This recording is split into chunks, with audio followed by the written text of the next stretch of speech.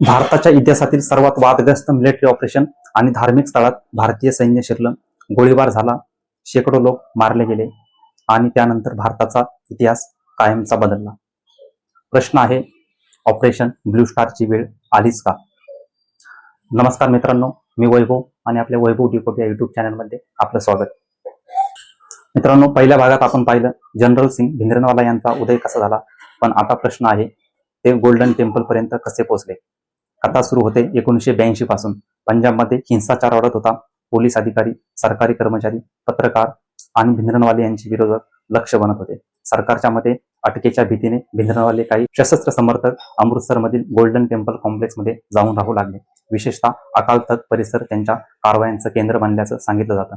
भारतीय गुप्तचर यंत्रणा आणि सुरक्षा दलांच्या अहवालानुसार तिथे मोठ्या प्रमाणात शस्त्रसाठा जमा करण्यात आला होता.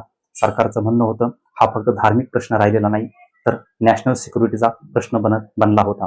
आणखीन एक गंभीर आरोप केला जात होता, मंदिर परिसरात आलेल्या काही सामान्य भाविकांना बाहेर पडणं कठीण झालं होतं. कारवाईची शक्यता लक्षात घेऊन अनेक लोक आत अडकले असल्यानं नंतर विविध अहवालांमध्ये नमूद करण्यात आलं. दिल्लीत पंतप्रधान इंदिरा गांधी यांच्यासमोर मोठं संकट उभं राहिलं. एका बाजूला देशाची सुरक्षा, दुसऱ्या बाजूला शीख धर्मातील सर्वात पवित्र स्थळ. कारवाई केली तर धार्मिक भावना दुखावल्या जाणार, कारवाई केली नाही तर पंजाबमधील परिस्थिती आणखीन बिघडण्याची भीती होती. अखेर 1 जून 1984 ला सैन्य आणि सुरक्षा दलांनी परिसरात घेराव घालायला सुरुवात केली आणि 3 जून 1984 रोजी गोल्डन टेम्पल परिसर पूर्णपणे सील करण्यात आला. लष्कर प्रमुख होते जनरल अरुण श्रीधर वैद्य. ऑपरेशनचे नेतृत्व केले होते लेफ्टनंट जनरल कुलदीप सिंग ब्रार यांनी. 5 जूनच्या रात्री आणि 6 जूनच्या पहाटे 1984 रोजी ही कारवाई झाली. भारतीय सैन्य गोल्डन टेम्पल कॉम्प्लेक्समध्ये शिरलं. अपेक्षेप्रमाणे जास्त प्रतिकार झाला, कारण आत मोठ्या प्रमाणात शस्त्रसाठा होता.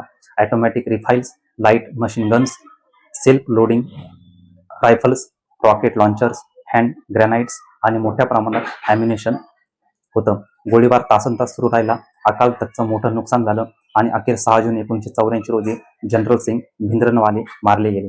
त्याचबरोबर त्यांचे 250 साथीदार मारले गेले. भारतीय सैन्याचे अनेक जवान शहीद झाले. पण मित्रांनो, ऑपरेशन संपलं नाही, संकट संपलं नाही. उलट परिस्थिती आणखीन गंभीर झाली. जगभरातील अनेक शीख समुदायांमध्ये संताप निर्माण झाला. पंजाबमध्ये तणाव वाढला आणि काही लोकांच्या मनात इंदिरा गांधींबद्दल प्रचंड राग निर्माण झाला. भारताच्या विद्यमान पंतप्रधानांची त्यांच्या स्वतःच्या सुरक्षा रक्षकांकडून हत्या करण्यात आली. ऑपरेशन ब्लू स्टार आणि इंदिरा गांधी यांच्या हत्येचा नेमका काय संबंध होता? 31 ऑक्टोबर 1984 रोजी नेमकं काय घडलं आणि त्यानंतर देशभरात उसळलेल्या दंग्यांमध्ये हजारो लोक का मारले गेले, हे आपण पुढच्या भागात पाहणार आहोत. व्हिडिओ आवडला असेल तर लाईक करा, शेअर करा आणि आपल्या वैभव डिकोट या युट्यूब चॅनलला सबस्क्राईब करायला विसरू नका. भेटूया पुढच्या व्हिडिओमध्ये. धन्यवाद.